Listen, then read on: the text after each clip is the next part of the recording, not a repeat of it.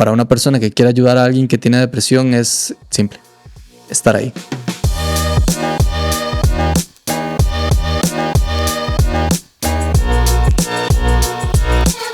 Hola, bienvenidos al podcast de Los Hombres No Lloran. Mi nombre es Daniel. Hola, mi nombre es Noé. Y hoy tenemos un episodio muy cool. Vamos a hablar de depresión y ansiedad en hombres. Y para eso tenemos a un compa, un líder ya en esta parte. Y parte de Brohood también, que es Jairo Torres, compa y tatuador. Así que, mae, buenísima nota por estar acá. Muchísimas gracias a ustedes por el espacio y espero que podamos obtener la mejor información y cantidad de herramientas para las personas que están dentro de una crisis en este momento de depresión y o ansiedad y para que también las utilicen posteriormente. Sí, ojalá que... Estoy seguro que sí. Estoy completamente seguro que sí. Para que se hagan una idea, Jairo la ha tenido que lidiar con estas dos cosas bastante tiempo de su vida. Muchos años, sí. Pronto van a escuchar todo eso. Así que listo. Yo estaba viendo un podcast también de un mae. El mae explica como que, bueno, el pensamiento es simplemente la labor del cerebro, ¿verdad? O sea, el cerebro está codificado así como el corazón bombea sangre, así el cerebro dispara pensamientos. Lo que pasa es que nosotros nos apropiamos de esos pensamientos y los interiorizamos y los sostenemos. Entonces, donde hay una tensión sostenida, ese pensamiento el cerebro lo retiene y dice, ok, esto me funciona, es un mecanismo relacionado a esta emoción o a ese sentimiento que tengo en el momento, ¿verdad? Entonces, donde nos damos cuenta que eso simplemente es la función del cerebro y no un hecho, bueno, eso me ha cambiado a mí la vida en los últimos días. Yo no sé cómo, no sé si es magia, no sé si estaré muy pompeado, qué es la vara, pero digamos, eso, Dima, porque cada vez que me llega un pensamiento y usualmente bajo los efectos de la ansiedad, inmediatamente yo, ¿verdad? Ya como que, como cuando la madre le dice una mentira y uno se la capea aquí, no, nada que ver. ¿Me entiendes? Siento que podemos identificar esos pensamientos y no sostenerlos, sino hacer como un swap right o swap left, y decir, bueno, no me sirve, sí me sirve, no me sirve. Realmente tenemos esa capacidad de controlar la vara. Sí, a mí me da curiosidad eso porque cuando ya uno pasa a hacer ciertas cosas, ya uno tiene el control, o sea, ya uno se da cuenta que tiene el control de qué puede aceptar o no. Pero lo que sí me doy cuenta es que a veces hay que pasar por cosas así para uno aprender también a así cómo... No, definitivamente. O sea, ¿verdad? No saldría así.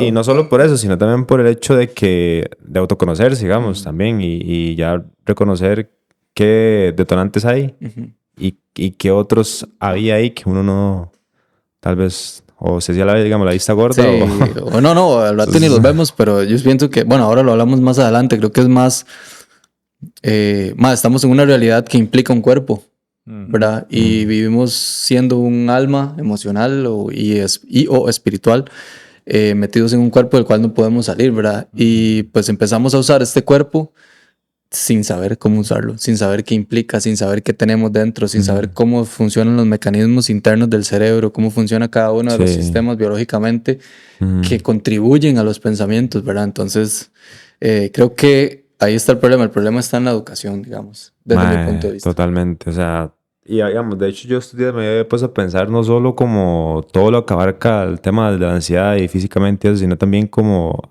cómo afectan otras cosas, digamos, como la alimentación. O sea, yo últimamente he estado leyendo mucho de esa vara con respecto a la microbiota también, que es la vara que está en el intestino, algo así, y que eso puede hacer que alguien caiga en depresión, digamos. Claro, definitivamente. Es considerado el segundo cerebro, digamos. Y yo son cosas que digo, qué jeta lo que hay que educarse para también conocer la vara y saber cómo salir de las cosas y cómo ampliar la perspectiva, digamos. Entonces, o sea, a veces yo digo, que realmente trabajarse uno mismo es un gran trabajo, somos una fucking máquina, legal. O sea, somos una fucking máquina, El problema es que no tenemos el manual o no lo tenemos a la mano y no nos damos a la tarea de conocerlo. Hasta que, como dices vos, tenemos una emergencia y ahora sí recurrimos a todo lo que encontramos, ¿verdad? Desde ayahuasca hasta, ¿verdad? ¿Me entiendes? Desde psicólogo hasta droga. Exactamente. Entonces, y no está mal, ¿verdad? No está mal porque pues eso implica en el momento, pero sí hacer hincapié en que realmente es la educación lo que nos hace falta como para poder salir de todas estas cosas. De hecho, yo, bueno, Noé como te contó antes, o sea, he estado pasando por esa parte de ansiedad como algo nuevo. Entonces, yo soy muy sincero, yo nunca he pasado por depresión y no tengo grandes rasgos de ansiedad, pero sí tengo, y obviamente, como cualquier persona, un poquito ahí. Entonces, me gustaría que también que Noé nos cuente un poco, para las personas que no hemos pasado eso, cómo ha sido ese proceso y el hecho de cómo ha sido viendo, o sea, lo que vos dijiste, ya ahora sé cuando me va a dar un ataque, cosa que antes no. ¿Qué síntomas físicos tenés? Es que, bueno, digamos, creo que la raíz de que me haya dado como esta vara es el hecho de que, ¿verdad? Tal vez muchas veces uno tiene o sabe qué responsabilidades tiene que confrontar, pero a veces uno, ¿verdad? Tal vez se hace como la vista gorda. Y, exacto. Y eso obviamente afecta a los resultados que uno quiere tener. Entonces, ¿qué pasa? Que cuando uno, tal vez por lo mismo, era como que procrastina, la pereza y eso, o tal vez el ser más consciente de que uno es responsable de su vida y que nadie va a llegar a salvarlo, ¿verdad? Entonces, digo, uno como que, o sea, yo decía, madre, ¿qué puedes hacer esto? ¿Qué puedes hacerlo esto otro? Entonces, pasaban los días o pasaban cosas que yo decía, madre, qué madre, hice esta vara. No, ¿cómo es? No hice esto sabiendo que tenía que responsabilizarme. Entonces, esa presión se fue cargando y cargando hasta que llegó un día en el que me dio, o sea, como que yo iba manejando y iba sobrepensando las cosas y eso, como que uno tal vez se hace una escena en la cabeza peor de lo que realmente es, ¿verdad? Siempre creo que todos hemos pasado por eso. Entonces, ese día justamente me llené tanto de estrés y de tantos escenarios en mi cabeza que realmente no estaban pasando, que me dio así como que el corazón se me aceleró un montón, la vista como se borrosa. Sí. Se le sintomatizó todo. Sí, todo, o sea, y ya las extremidades adormecidas también. Entonces yo dije, madre, qué madre. Sí, o sea, porque también era tanto como el estrés que yo iba llorando, digamos. Yo decía, madre, qué madre, es que esto, es que lo otro. Y obviamente ya seguramente el cuerpo tenía tanto guardado, madre, que ya explotó algo dentro. O sea, ya algo ahí pasó, no sé, químicamente, supongo. Entonces, desde esa fecha, hace como 2 meses casi, de hecho, madre, como que los síntomas o como los efectos físicos son como lo mismo. O sea, ataques de pánico, que son básicamente adormecimientos de las extremidades. El corazón, madre, se acelera un montón y la vista borrosa, digamos. Y ya uno se siente como... Entonces, lo que me he dado cuenta es que cuando eso pasa, pierdo energía, o sea, como que me da un sueño, y yo, uy, qué rico dormir. Y tal vez yo haber dormido 6, 7 horas, y así súper temprano, tal vez, no sé, 10 de la mañana o algo así que me da a veces. Y yo, qué madre me va a dar. Entonces, al principio es súper feo, porque uno se asusta un montón. O sea, uno cree que... Es algo que nunca ha vivido, tal vez, digamos. Sí, es feísimo, porque uno cree, o sea, y de hecho ahí como que lo estoy hablando con otra persona, uno siente, claro, un paro cardíaco. Así se siente, mae. Sí, o sea, es feísimo, mae. Yo digo, qué putas, mae. O sea, realmente, bueno, un ataque de pánico, ¿verdad? Para los que realmente lo hemos tenido, es inhabilitante, ¿verdad? No es algo como la gente dice, es que me dio un ataque de pánico y es que estaba asustado, ¿verdad? Sí, no es minimizando, no es minimizando lo que está pasando en ninguna persona, pero un ataque de pánico real es inhabilitante. O sea, realmente si vas manejando es súper peligroso, si estás en medio de una situación es súper peligrosa. Sí. Y ahí todo tu sistema está fuera de control, ¿verdad? Sí, fuera de un control consciente. Entonces, creo que aprender a anticiparlos, como vos decís, y que se vaya haciendo hábito esa anticipación, va a prevenir por lo menos un accidente. No va a resolver el ataque de pánico posiblemente, sí, pero pues sí va creando. Igual yo siento como que el autoconocerse y como aprender varas, como afirmaciones positivas o cosas así, ¿verdad? Que creo que es súper importante, la verdad. O lo que uno lee en libros de autoayuda. Eso es lo que me ha servido mucho, digamos, como que, ¿verdad? De tantas veces que me ha dado, llega un punto en el que cuando me da es como, ok, acuérdese que todo bien, que un día a la vez, que esta vara es parte de mi proceso para crecer o no sé qué, ¿me entiende? Como varas positivas, y sirve, o sea, sirve. Sí, definitivamente son como muletillas que utilizamos durante el proceso, bueno, y está bien, ¿verdad? Sí, los considero muy bien. ¿Y a vos cómo fue la primera vez que te dio? O sea, ¿cómo fue ese proceso? ¿Cuándo fue? ¿Y qué herramientas has ido viendo que te han funcionado? Como les comentaba, en esa oportunidad estaba solo, era de madrugada, estaba pasando por un episodio de depresión bastante crítico. Y pues creo que, como dije antes, tiende a ser como un bucle, ¿verdad? Te deprimís Eso hace que no concretes tus actividades. Al no hacer eso, pues va a traer una repercusión. Esa repercusión definitivamente se va a ver reflejada en el futuro y eso genera una ansiedad. Sí. ¿Verdad? Entonces, en ese momento, al ver toda mi vida destruida, o sea, al voltear hacia atrás y ver toda mi vida destruida y voltear hacia el frente y saber que no tenía idea de lo que iba a pasar, creo que fue el detonante de ese momento y fue uno de los momentos más críticos. Ha sido una de las peores noches que he tenido en toda mi vida. Tanto así que me desperté en la mañana y estaba en una esquina del cuarto. Había pasado llorando todo el rato porque pues, posiblemente, o no sé si a todos nos pasa, pero en esos momentos, en esas crisis ansiosas, pues perdemos el control de absolutamente todo, ¿verdad? Y también podemos perder el control de nuestras decisiones si no estamos realmente preparados, ¿verdad? Y eso es súper importante. Ese día me desperté, me di cuenta de que me había dormido llorando, o sea, mi cerebro se apagó. Dijo, no, aquí ya vamos a mimis. ya he llorado, exacto, ya he llorado mucho, entonces vamos a mimis. Y me desperté bastante como adolorido, ¿verdad? Como si hubiera ido al gimnasio el día anterior. Y creo que esa respuesta física viene ligada a esa conexión que existe entre lo emocional, entre lo almático, con lo físico, ¿verdad?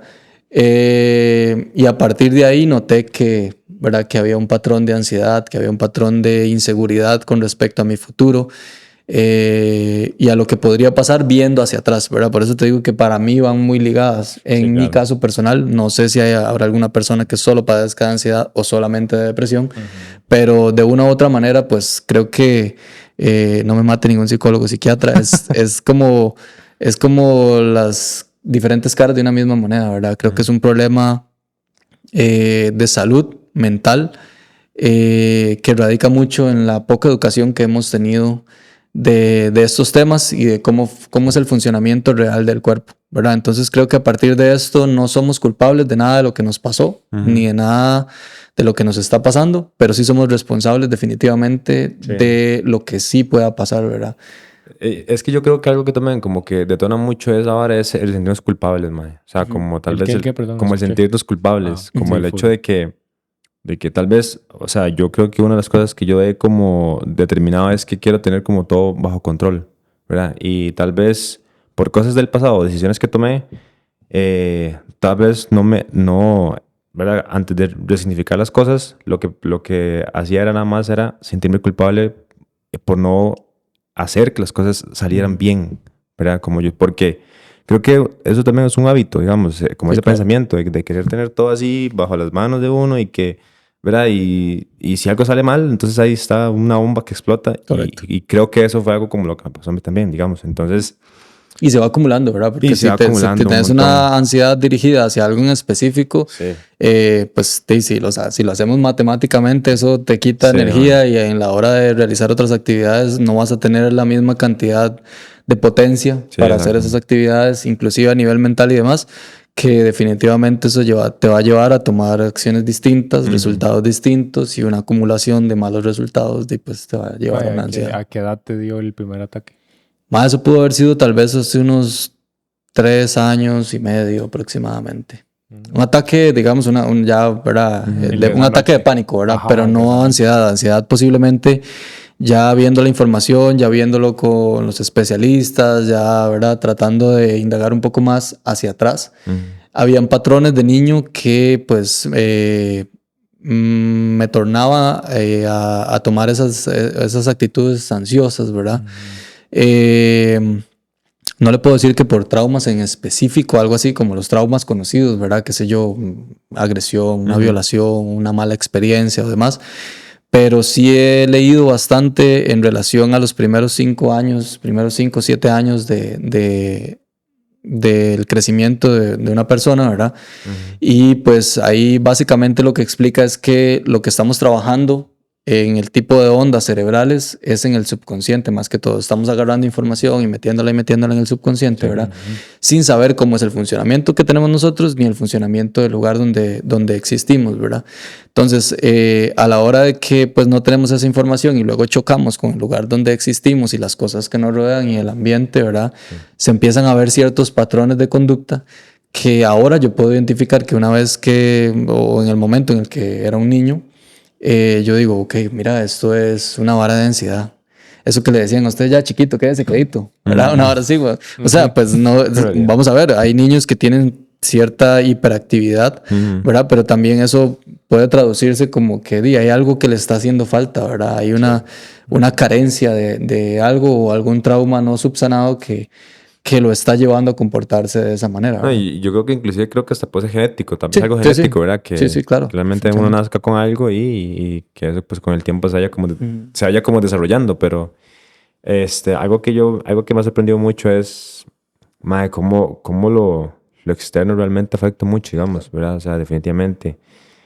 A pesar de tal vez uno no crecer en un ambiente violento o lo que sea, o de maltrato físico, como vos dijiste ahorita, igual hay cosas que no se pueden descartar, digamos, hay cosas que no se pueden minimizar, que desatan la vara, entonces... Hay factores que ya vienen predispuestos, ¿verdad? De hecho, bueno, igual, según lo que he leído, en el caso de la depresión puede ser multifactorial, ¿verdad? Puede ser una cuestión genética o como puede ser una cuestión postraumática, ¿verdad? De algo que hayamos vivido y pues en base a eso... lo que se hace o lo que se refiere a una depresión es a suprimir, ¿verdad? Agarrar todos los sentimientos, hacerlos una bolita y no darles el trato que se merecen, ¿verdad? Y con el tema de depresión, como vos decís, van linkeados. ¿Cómo qué herramientas has ido utilizando con el pasar del tiempo, digamos, para ir tratando como esa parte? Tanto de depresión como de ansiedad también, porque como vos decís, van medio linkeados. Sí, en mi caso específico yo creo que sí, pues tienen cierta correlación y tiendo a enfocarme más en la depresión porque es lo más evidente en mi caso, ¿verdad? En los momentos que he estado deprimido, la inactividad que me infiere, digamos, que no puedo hacer tal cosa, no lo puedo hacer de tal manera, no puedo alcanzar esto, no, ¿verdad? Y ese pensamiento del no puedo porque me siento así, ¿verdad? Creo que la depresión en mi caso ha sido aplastante. No sé si quieres que comente un poco como el background de todo lo que... Bueno, la descubrí hace unos... ¿Qué te puedo decir? 6 años aproximadamente, 5 años más o menos, por ahí. A raíz de un accidente que tuvo mi papá hace como 8 años aproximadamente, de tránsito en el que murió. Conocía la depresión, pero solamente de nombre de toda mi vida, porque mi papá padecía de depresión. Y pues mi abuelita, la mamá de mi papá, también padecía de lo mismo, y mis tías y demás. Entonces ya era como que era un factor genético. Sin embargo, en ese momento yo simplemente sabía que existía, pero nunca lo tomé en cuenta. Una vez que pasa esto de mi papá, yo lo que hice fue eso. No darle la atención correcta a las emociones, a los sentimientos y pensamientos, ni a mi vida en general, que era necesaria en el momento. Entonces lo hice inconscientemente, ¿verdad? No fue como que yo negligentemente dije, madre, esto vale carajo y lo voy a dejar ahí tirado. Pero me ocupé por razones inherentes del caso de lo que era pertinente en el momento. Y lo que era pertinente en el momento no le daba cabida a mis emociones. Entonces tenía que tratar temas que no me competían para poder ayudar a que mi familia, en este caso mi mamá y mi hermano pequeño, pudieran estar en una condición estable mientras se solventaba todo lo referente a la situación. Este proceso duró aproximadamente unos 2 años, en el que tuvimos que andar en juicios, audiencias, ¿verdad? De lugar en lugar, buscando información y demás. Por todo ese lapso de tiempo, mis emociones y mis sentimientos fueron nulos. Con respecto al luto, que es totalmente separado de una depresión, ni siquiera tuve ese lapso de tiempo, no tuve ese proceso, no me enfoqué en esa parte, me enfoqué en ser el sustento de ellos de cualquier área de la vida, ¿verdad? Y en base a eso, lo que generó, era lo que estábamos comentando antes, fue una bola de nieve de situaciones, de decisiones mal tomadas, de no estar en comunión conmigo mismo, de no conocerme, de no saber cómo funcionaba yo, perdón. Y eso provocó una serie de decisiones constantes, una indisciplina que me llevaron a tener el resultado que tuve en el momento en el que yo dije, ya hasta aquí. O sea, esto no es la vida que yo quiero llevar, así no me siento bien, nada de lo que está a mi alrededor funciona, nada, ok, y entendí hasta hace poco que la raíz de todo eso fue la supresión de esas emociones y no darles el trato que se merecen, ¿verdad? Entonces, Dima, con base a la pregunta que me haces, ¿verdad? Esas herramientas, creo que he pasado los últimos 6, 7 años buscando por todo lado, buscando hasta debajo de la cerámica, mae, alzando los muebles, la refri, le pregunto a quien sea, hasta el cajero de la farmacia, mae, si es necesario, qué se toma o cómo se quita esto, ¿verdad? Porque creo que, y no minimizo en ningún caso, ninguna situación física, ni mucho menos, pero el perder la voluntad de querer estar aquí, creo que es como el acto más inhumano y más doloroso que puede tener un ser humano, ¿verdad? Porque pues la idea detrás de un ser humano es vivir la vida, es ser humano, ¿verdad? Lo cual implica sufrir, lo cual implica desastre, lo cual implica, lo escuchaba en un podcast hace poco, implica una entropía, ¿verdad? Que entropía es ese caos que existe en el universo desde la creación del cosmos, ¿verdad? Como sea que se haya creado. Y es a lo que tiende el universo, tiende a la entropía, ¿verdad? La naturaleza también tiende a la entropía. ¿Qué es la entropía? Lo que es. Sí. O sea, vos no ves una gacela corriendo de un león y después de que ya no la pudo atrapar, la gacela diga, uy, madre, que casi me agarro a este león, madre, qué salvada. Madre, la gacela la termina de perseguir el león y la madre vuelve a comer pasto como si nada en la fucking vida hubiese pasado, ¿verdad? Sí, de hecho. O sea, en el momento en el que su biología le indica, hey, regúlese ya, vuélvalo más. O sea, ya no tiene una mente que diga, uy, madre, la próxima tengo que correr más rápido. Sí, porque, o sea, solo el ser humano tiene esa capacidad que puede ser usada con muchísimo potencial para bien, pero nosotros, al no saber cómo manejarnos, nos autosaboteamos y la usamos incorrectamente. No es que la usamos para mal, porque fijo no tenemos la intención, ma. La razón de estar aquí es poder ser humano, poder tener una vida y vivirla, ¿verdad?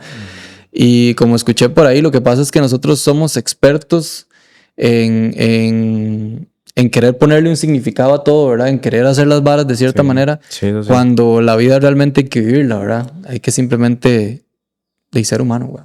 Sí, hay una frase que dice que la vida o se entiende o se vive. Y muchos pasamos, como yo, mucho tiempo intentando entender el porqué de las cosas. Y es como, güey, como vos decís, o sea, solo vívala. Hay una frase en el libro de Los 4 acuerdos o el 5º acuerdo, que es como el que le sigue, que tenía que ver con eso, se me acaba de olvidar. Qué emoción.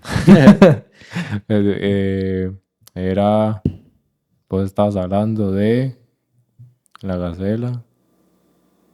Si quieres le puedo decir otra herramienta mientras... Sí, dígame la herramienta. Dale. Después me acuerdo de la frase. No, buenísimo. Algo que he estado aprendiendo muchísimo y que estábamos comentando antes es... bueno, ahorita solo me acuerdo de 2, sé que son 3.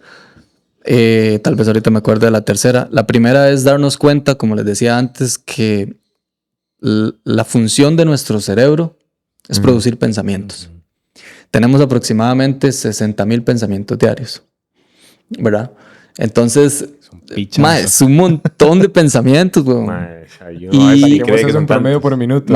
Y digamos que esa es la función del cerebro, ¿verdad? Tenemos que dejar al cerebro en paz, déjelo en paz, déjelo pensar. Esa es la función. Es como que usted le esté diciendo al corazón, bombee más rápido, bombee más despacio, bombee menos sangre, o deje de bombear. Es una función. La función del cerebro es pensar. Es hacer que esas ideas lleguen como una propuesta a nuestra cabeza. Pero cuando nosotros nos damos cuenta de que eso es simplemente una probabilidad o una propuesta, el entender eso le permite discriminar entre pensamientos y darse cuenta de que realmente no es, o vivimos aproximadamente un 95% de toda nuestra realidad equivocada. ¿Y por qué les digo esto? Porque lo estoy aprendiendo y esto me sirve para ponerlo en práctica, dice el maestro. No, pues los estudios dicen que lo que nosotros podemos percibir con nuestros sentidos es equivalente a un 5%, digamos, ¿verdad? Siendo dadivosos, ¿verdad? es equivalente a un 5% de nuestra realidad. Hay rayos gamma que no vemos, hay rayos ultravioleta, todo lo que viene desde el espacio, un montón de cosas que nosotros simplemente no tenemos la capacidad de percibir, ondas en diferentes, ¿verdad?, frecuencias, las ondas que emiten todos los artefactos eléctricos, todo eso nosotros no lo podemos percibir y es el equivalente a un 95% de la información. O sea, nosotros vivimos un 5% de la información. De ahí, de ese 5%, yo decido si Noé me cae bien o no. Sí, sí. Yo decido si le meto un manazo a Dani. Yo decido si quiero amar a una... Más algo que es basar la decisión de estar el resto de su vida con una persona en ese 5%. Y no solo eso, empeora, weón. De ese 5%, aproximadamente un 90% nosotros lo vivimos en el subconsciente. Ni siquiera es de manera consciente, weón. Entonces eso reduce o sea, imagínense lo que es empezar a ver que nosotros tomamos nuestras decisiones vitales desde un 10% de lo que sabemos, que es un 5% de lo que la realidad emite, weón. O sea, ya me ve la vara ya magnificada, ma. Ya uno dice, ma, realmente esos pensamientos que tengo, que mi cerebro manda, son simplemente una respuesta a un input que llegó de lo externo, pero no necesariamente la realidad, ¿verdad? Sí. Es lo que conoce. Sí, sí. Ya me acordé de la frase. La tuve que apuntar y todo. En esos libros, el ma dice que los seres humanos somos los únicos que nos juzgamos. O sea, el único animal que se juzga más de una sola vez. Sí. Que es lo que vos decís. Una gacela no dice, ma, qué estúpida. ¿Cómo voy a permitir que este ma me persiga? No, nosotros es como, pasa, picha, ma, ¿por qué dice eso? Igual yo creo como que, o sea, el ser conscientes, ¿verdad? De que tenemos esa capacidad,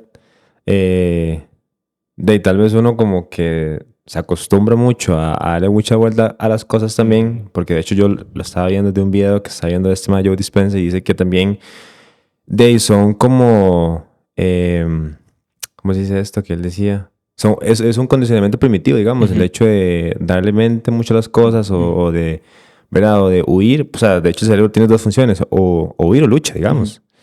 Y eso yo lo relaciono mucho con los pensamientos, digamos, que también el hecho de uno conocer o educarse sobre esas cosas me da mucho sentido también como las cosas que uno está pasando, porque yo cuando me empezó a dar digamos, la ansiedad y esto, me empecé como a educar, o yo empezaba como a escuchar podcasts sobre, por ejemplo, sobre la relación de mente y cuerpo. Y bueno, ya sabemos, ¿verdad?, que hay mucha relación.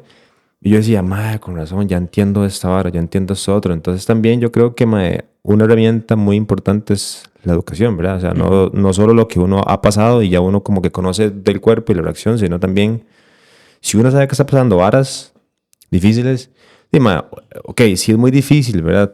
Pues claramente ver la luz o intentar estar bien, pero al final es luchar, o sea, no se puede como evitar o no se puede dejar que el tiempo simplemente pase y uno por sí solo curarse o uno por sí solo estar bien o esperar que esté bien. O sea, eso es imposible, es casi imposible, yo diría. Entonces, no sé, el conocer como esos conceptos va a ayudar un montón también como a saber uno qué hacer, porque al final, un ejemplo, si uno no tiene disponibilidad para pagar a alguien que lo ayude, digamos un psicólogo o algo así, entonces, ¿verdad? Que mucha gente le pasa eso, claro, o a mucho nos pasa, y es peor porque uno dice, no tengo cómo pedir ayuda, ¿ahora qué hago? ¿Verdad? Entonces es peor reforzar esos pensamientos negativos y demás, entonces es un poco complejo, un poco complejo. Vamos a ver, para las personas que vivimos depresión y ansiedad estamos envueltos de personas que nos quieren ver bien, y esas personas que nos quieren ver bien, lo único que hacen es actuar desde su intelecto, ¿verdad? Desde su posición en favor de nosotros, ¿verdad? Y nos dicen, hey, levántese, hey, haga ejercicio, pero coma bien, pero ¿por qué no busca ayuda? ¿Verdad? Obviamente desde la plataforma de ellos, esa es la mejor ayuda que ellos pueden brindar, ¿verdad? Sí, claro. Sin embargo, no es la óptima. Podemos verlo ahora más adelante. Pero creo que estamos invadidos de ese positivismo que no tenemos. Y por ejemplo, una de las incapacidades que brinda, iba a decir como si fuera un beneficio, que da la depresión es la anedonia, ¿verdad? Que es esa falta de ganas de hacer lo que A mí me lo dijeron una vez, como es como la falta de hacer lo que te apasiona, ¿verdad? Entonces yo inmediatamente, como era un profesional, hay que escoger muy bien las palabras. Yo lo asocié con tocar música, con hacer arte. Yo dije, sí, claro, yo estoy perdiendo esto, ¿verdad? Y solo me enfoqué en eso. Pero no va solamente en mis gustos o mis deseos. Es en, digamos, es en la pérdida de placer por las cosas que nos gustan. Entonces yo me enfoqué como en esas cosas que realmente me gustan, ¿verdad? Lo banal, lo mío, pero realmente esto es un placer para mi cuerpo. Comer bien es un placer para mi cuerpo. Entonces se va generando como ese círculo, esa bola de nieve en donde obviamente tengo la falta de placer por el agua, la falta de placer por alimentarme, la falta de placer por hacer ejercicio, o sea, es un síntoma de la depresión. Entonces, si nosotros no abordamos esto, como le digo, es un bucle, ¿verdad? Porque como no tomo agua, no me alimento bien, no hago ejercicio, no tengo buenos vínculos, no recibo buena información y todo lo que tengo es un montón de gente que me ama haciéndome porras por detrás, ¿verdad? Cuando yo no quiero ir a hacer algo y no porque no quieras, porque realmente la condición lo impide hasta cierto punto, es muy complejo. O sea, yo he estado realmente en esa situación en donde el próximo que me diga que sí puedo, le reviento, O sea, se lo juro. ¿Y cuál es, para vos, en tu caso, digamos, la ayuda apropiada? En lugar de todo ese positivismo que no te aporta, ¿cuál sí te podría aportar? ¿Qué sí te podría aportar? Hay algo que hace mi mamá. Y mi mamá es, creo que, una experta en este tema de la depresión y la ansiedad, y tal vez ella no lo sabe, porque lo ha vivido en carne propia.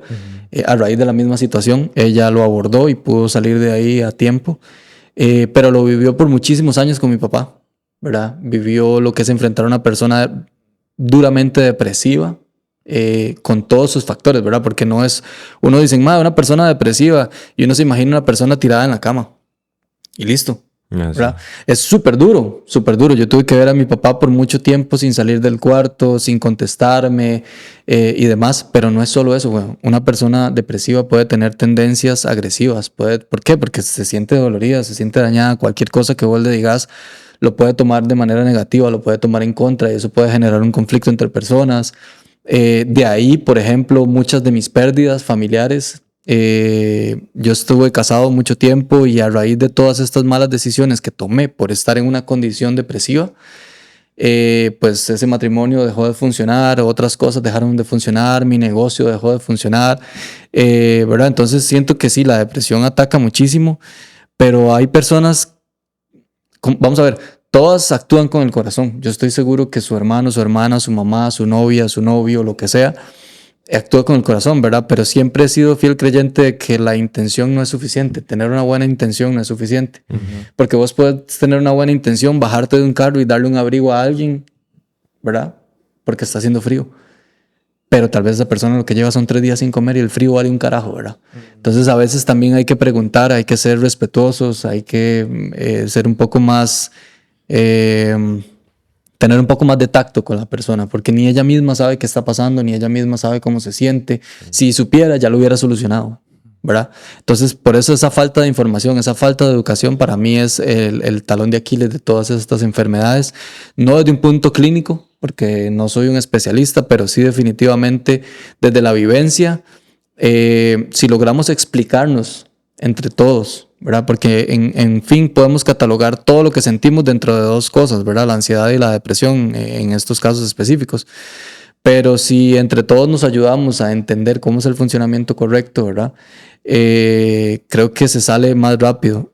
Y con respecto a la actitud, que posiblemente para mí es lo más importante para una persona que quiere ayudar a alguien que tiene depresión, es simple.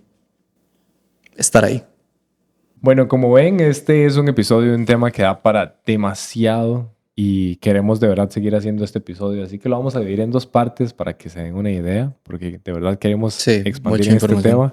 Así que bueno, para que sepan, ya el otro martes o el otro miércoles, dependiendo, va a salir el siguiente episodio, así que recordarles que nos pueden seguir en redes sociales, en Instagram, TikTok y YouTube, y nos pueden encontrar en Apple Podcasts, Google Podcasts y Spotify mientras sale el otro. Así que nada, los vemos y los escuchamos en la próxima. Chao.